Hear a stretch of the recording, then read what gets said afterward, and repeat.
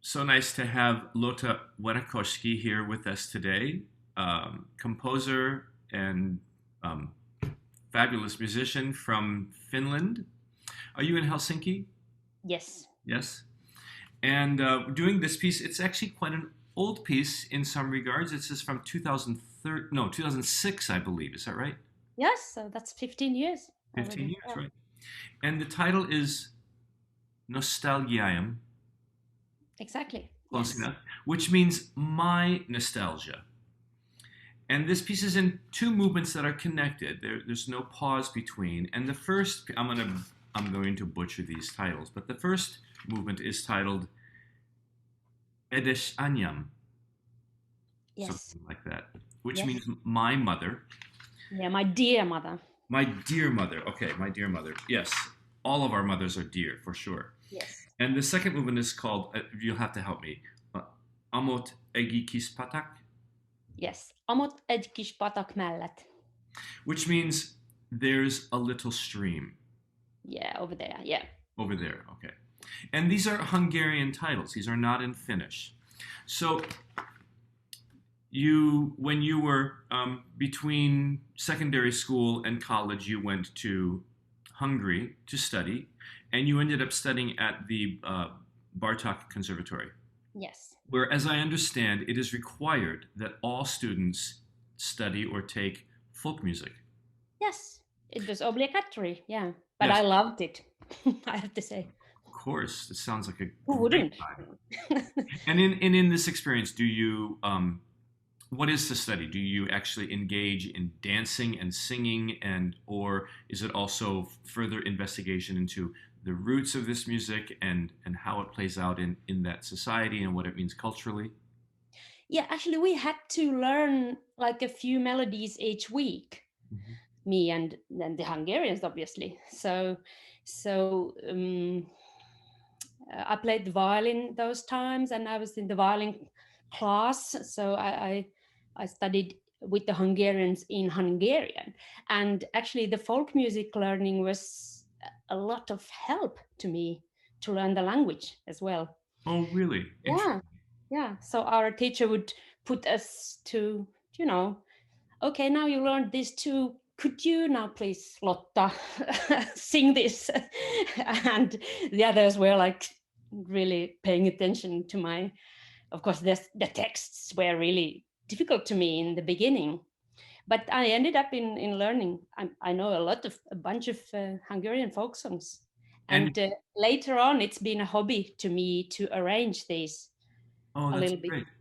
Do some of these tunes come into this piece? Are there snippets of folk tunes in this piece? Oh yeah, it's more or less all the material is from these two tunes. Aha, how Yeah, interesting. And why is the first movement called My Dear Mother? because there's a folk tune which goes like Édesanyám, beszéden te neveltél, mikor engem karjainnál rengettél, and so on. So it's yeah. And the same for So the I second took movement. some of the material, the melodic material, but I also mixed it with an idea of a folk instrument that is called hurdy-gurdy, I think, in Hurdy-gurdy, English. yes. Yeah. So there was Hmm. one day the teacher would bring in an old Hurdy-gurdy. man who was playing the instrument. Mhm. So it was a great impression on me. Fabulous. I love it. It's so great. So Well, you can hear that the that was my imagination. and this, as you just say, this Yeah. actually brilliantly orchestrated because you have all of these very fast, tight hockets that are interchanged between instruments. Sometimes simply a trombone glissando and a trumpet riff, and they go or the violins on a ricochet. It's dazzling. It has so much Thank energy. you. Thank you. Yeah, I think it works quite well too. It does. So Even if it's an old piece. I'm sure it's an old piece, and maybe now you are forgetting it because I know that you're invested in writing your opera right now. but I want to just give the listener a few entry points because for me, the piece is such a wonderful listening experience because it begins with unbridled energy, ferocious energy, glorious energy, and it starts and it stops, and it starts and it stops, and then it just sort of has a motor and it goes, and it slowly dissipates and unwinds until it sort of falls and rests on the ground. But all the while, you almost don't even know it, but there is an A, like a drone. And it's usually held often in the horn, in the muted horn. But if you're not paying attention, you won't even know it's there until you finally realize, oh my, there's a drone going on there. What is the drone? What is this A natural? Yeah, it's the...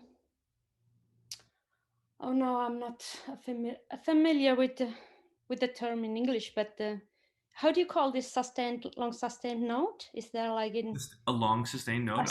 Okay, just that. Okay, we call it a drone sometimes. For me, it's like the image of silence.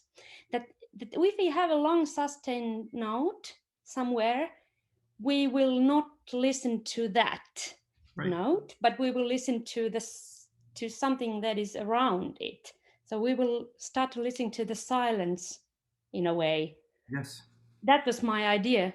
And in the second movement, there is also a sustained note. An E, the E string on the violin. And this is fabulous because the second violinist holds an E. I tried to count it up. It's minutes. Yeah, but it's an open string. It's easy. Of course, it's easy, and there's no yeah, I like the sound of the open string. Be careful, it's the open string. But I think this is a wonderful piece, and thank you. And thank you so much for your beautiful music. Thank you so much for your interest.